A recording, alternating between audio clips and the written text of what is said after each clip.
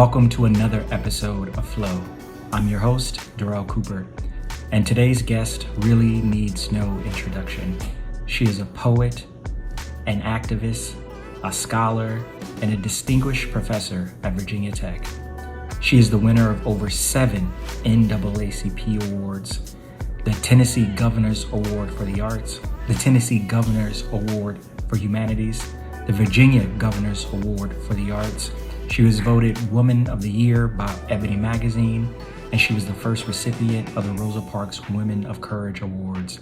Honestly, her list of honors, we wouldn't have enough time to talk about all of them. She is also the recipient of over 26 honorary degrees and holds the keys to more than 24 cities. Today, our guest is the national treasure herself, Nikki Giovanni. I guess I'm going to jump right into it. I first became aware of your work when I was in high school. I went to a performing arts high school in Birmingham, Alabama. One of the choreographers, her name was Mimi Twyman. She choreographed a dance piece to Ego Tripping. And when I tell you, I heard this poem and I had never felt more proud of my blackness than when I heard Ego Tripping. And of course, she choreographed it to these dancers, these black dancers moving in space.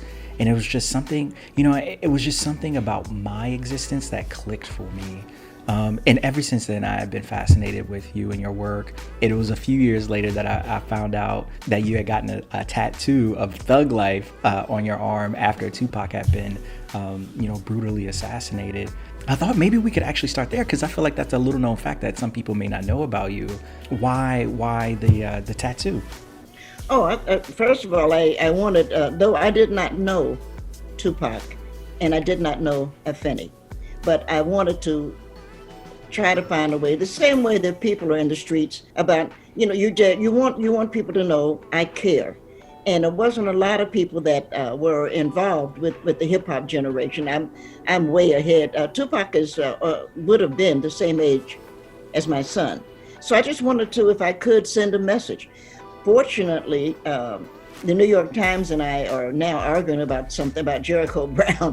I'm losing. But at that particular point, and I don't know why, the New York Times, someone said I had a Thug Life tattoo, and they asked could they send a photographer down and put it in the magazine section. And I said, absolutely. So that Afeni did get to see it. And she wrote me a letter, which I framed. And I look at it every day when I go into my den. It's right there on my left side. When I walk into my den, it's right there. And I'm glad because losing your child, you've got a mother and I'm a mother, and losing your child is not what you want to do. And that has to be, that was incredibly painful. And I just wanted her to know she was not alone.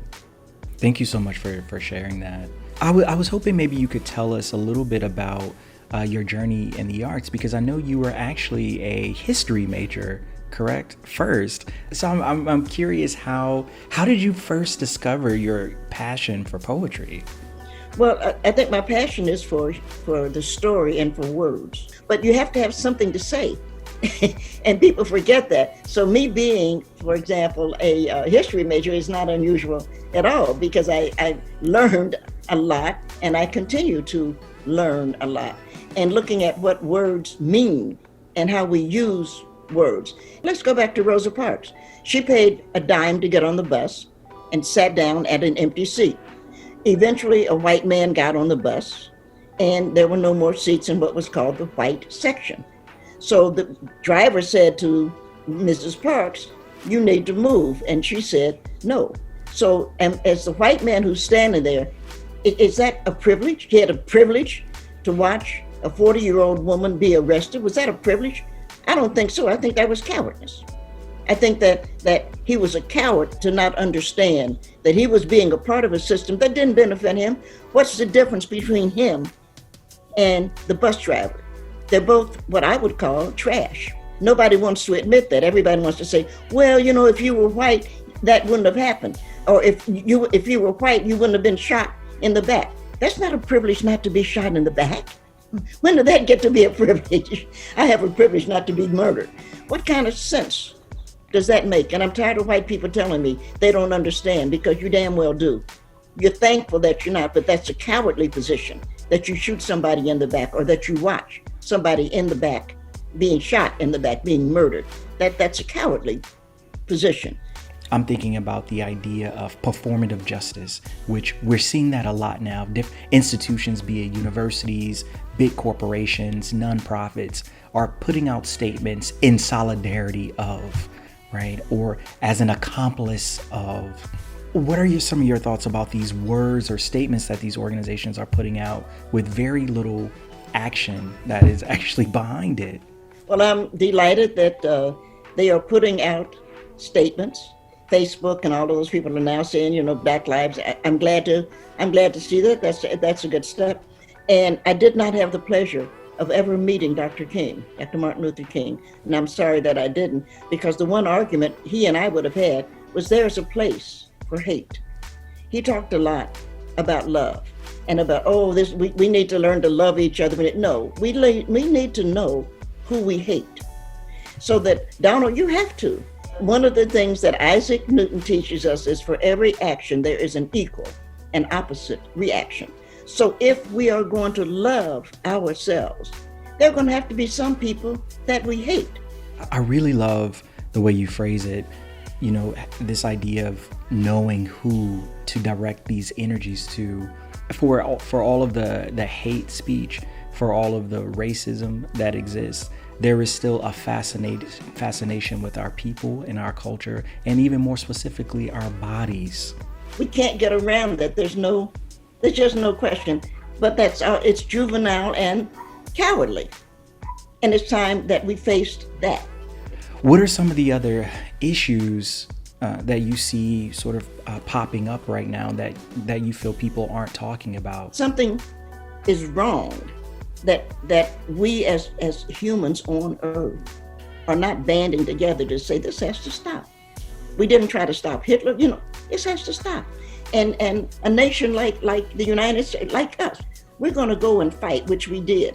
We're going to go and fight Vietnamese, a nation that isn't as big as New York practically. Why are we fighting those people? Because it's something to do. But why are we getting rid of the draft so that sons of bitches like Donald Trump don't have to risk their lives? They didn't have to go, did they? He had, I have a bone, and there's a bone spur. And then the next day he's off playing golf. And young men like your dad, and I don't know what your dad did, but the young men, they had to go. So thank God. It's wrong that a person can own a team. That doesn't even make sense. That's illogical. Cities should own teams, because the teams are in the cities. It's wrong that people like Donald Trump don't pay taxes. We have not seen his tax records because he doesn't pay taxes, and because some of the money that he's getting come from places like either China or Russia or Korea. We know that it's dirty money, and we know that he's fighting to keep us from getting that. What does it mean, this green paper that people are incredibly greedy about, that seems to mean so much about? And I was very fortunate in that a couple of good things happened to me, and I was able to make a contribution to Black Lives Matter, because those kids need to be out of jail. There's no question about that. Get them out. They should not have to pay anything, but I don't have that much. But what I have, I'm more than willing to share, and I'm not the only one. And I think that's all you can do, is what you can do. But what does that money mean in a civilization that's on the downfall? What if we had the currency right now from Rome during Caesar's reign? What does that mean? Or if we had a franc from the 40s, what does that mean today? It means you're going to be defeated. Exactly. You were defeated. They were defeated anyway. I like your generation. I really do. I like the younger generation, because I think they're recognizing the word that I used earlier to you. They're recognizing enough. There has to be enough. That you can't have a goal in life to be a millionaire. There has to be something better. So I didn't necessarily tell you I was going to do this. I wanted this to be a small surprise. I mentioned earlier that my introduction to your body of work was ego tripping. And so if you would humor me, I would like to read a few stanzas from Ego Tripping, which 1000% is my favorite piece of yours. And for anyone who watches this who hasn't heard it before, they'll soon find out why. My son Noah built Newark, and I stood proudly at the helm. As we sailed on a soft summer day, I turned myself into myself and was Jesus. Men intune my loving name, all praises, I am the one who would save. I sow diamonds in my backyard, my bowels deliver uranium. The filings from my fingernails are semi-precious jewels.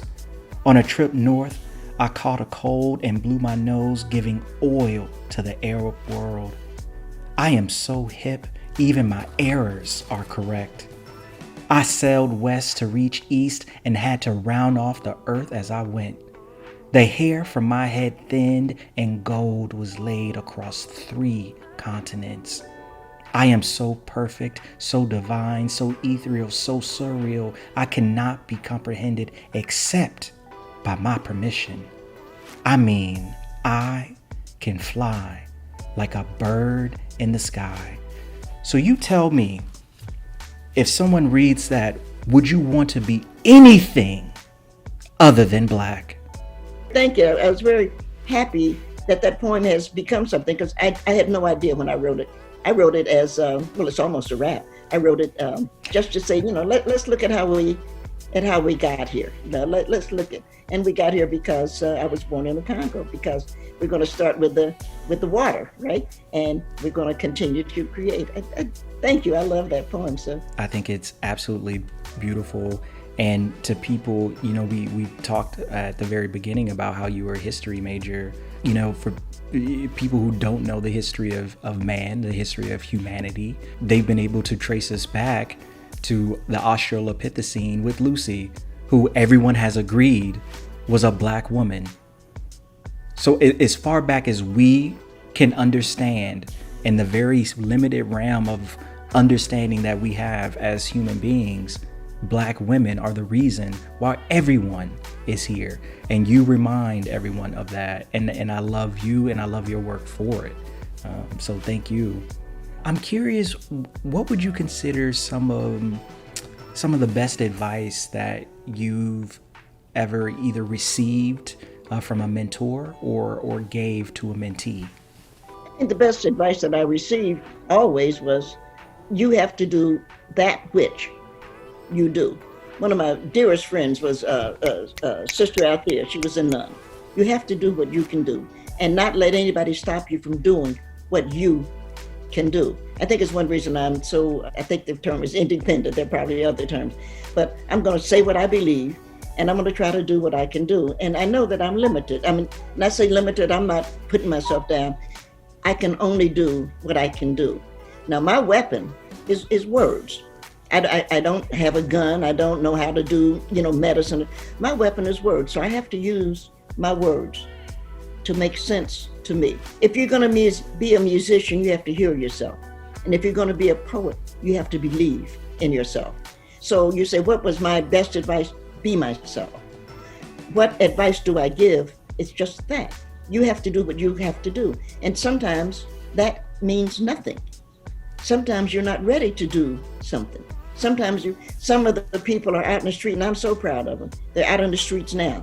And there's no way not to be proud of the kids and what they're doing and how they're helping to change, because it changes the world, because it's going all over the world. But there's some kids that are not in the street, and that's okay too, because you are not ready to do something. What we all know, or this is what I believe, is that we do what we can to help make the world better, to change the world.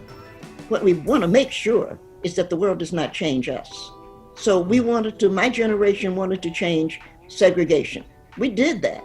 We didn't, and we weren't able to change racism. Somebody else has to deal with that. We're not in the way. We're not stopping anybody, or, my generation isn't, But we know that there's a limit to what we can do. The people are doing what they should do. So the old people like me need to do what I'm doing, sit at home, let the kids do what they can do. If I had more money, I would give more money. I don't have more, but I gave what I had. But it's not my job. And I resented Don Lemon, of all people, sitting there saying, where are the celebrities? Where's your ass? We are with the people. And the people know that. Black lives matter. The people know that. I wanted to give you an opportunity to talk a little bit too about your latest work, A Good Cry. I had to allow you to be able to plug it. I would have to say, as a Gemini, I know we are both Geminis. You're June 7th, correct? Yes, I'm June 10th. We're both Geminis. Gemini is probably my favorite collected work of yours. But those are completely for selfish reasons. But I want you to have the opportunity to be able to talk about a good cry if you wanted to plug that. I like the book very much, but June 7th also was Gwendolyn Brooks's birthday. And, I didn't know Prince's that. Birthday. Yeah, I didn't know that. June 7th, you can see what everybody was doing 9 months before that. But no, it's A Good Cry. I like most women, period, but I think particularly most Black women, we don't cry. You can ask almost any Black woman, because whatever the crisis is, we have to take care of it. So you're not going to see Black women crying. We're going on. And one of the things that I learned to do in my later years, I was almost 60 years old before I learned to cry. And that's how this book came about, because I was dealing with, it's okay. People will tell you, oh, be strong, your mother dies. People say, oh, be strong, your best friend gets shot in the back. Oh, be strong. No. If your best friend gets shot in the back, you have an obligation to yourself. Cry. Don't keep that in. And so I dealt with that. My latest book, and it'll be out in October, is called Make Me Rain. Ooh. And what I'm doing with Make Me Rain, it's an old jazz song. And what I'm doing with Make Me Rain is reminding people, if we don't have the water, how are we going to get the growth? The main thing is to enjoy your work. You are your first reader. If you don't like it, it's not likable. And you're not writing for somebody else. Don't even fool yourself that you're writing to make a bestseller. Then if you're doing that, you may as well stand on a street corner with a sign, prostitute, sex for sale, because that's all you are, is a whore. You have to write something that holds up for you, something that is meaningful to you. And I think that people forget that. In preparation for this interview, I rewatched your interview with James Baldwin, which has become so iconic now. And I wanted to play just a very small piece from that. Would you say that, to sort of sum things up here, that would you say you tend to be optimistic, on those kind of levels? When I pick your kid up in my arms, yes. I look at you, yes. Not me. Yes. I'm very pessimistic. Oh no, you're not as pessimistic as you think you are. I'm not pessimistic. You got far too much energy to be as pessimistic as you think you are. I'm pretty pessimistic though. No, I think you're pretty realistic. I think you're pretty cool. I think you're pretty clear. But pessimists are silent. Pessimists are people who have no hope for themselves or others. Pessimists are also people who think that the human race is beneath their notice. And they're better than other human beings. Your wisdom at such a young age is incredible there.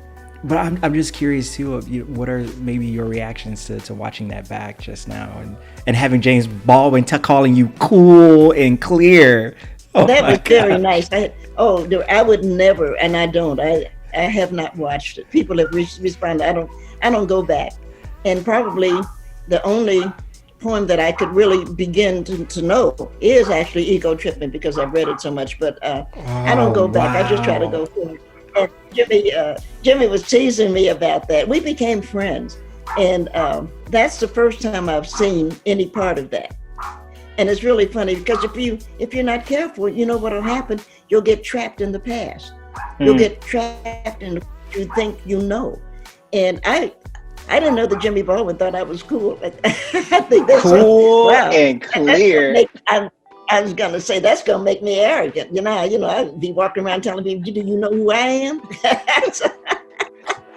Every time when my son was 16, when he started to drive, every time he left the house, I had to say a prayer. I did, and I used to say to Thomas, "If you get stopped," or I might have said when, your hands go on the wheel. The cop's name is Sir, and he's going to give you a ticket. You are going to take the ticket because I can pay for the ticket, but I cannot buy another son.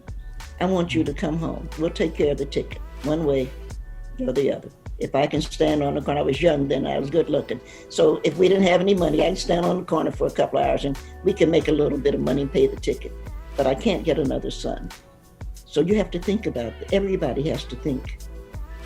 Because we want you, and that's the last line in that, when my phone trembles is the first line, but the last line is, I pick up my glasses and I pray. Because every mother prays every time her child, but mostly her son leaves the house. She prays that he comes back to her. Well, I think that's a great point to end it on, the standing in the need of prayer, because we all need to be prayed up right now. They tell you not to meet your heroes because they will disappoint you. To that, I say, whoever said that has never met Nikki Giovanni, because she is, in her own words, enough. So thank you so much for coming on the show today. Thank you for sharing your time and your wisdom. And thank you so much. Thank you so much, Nikki. Oh, man.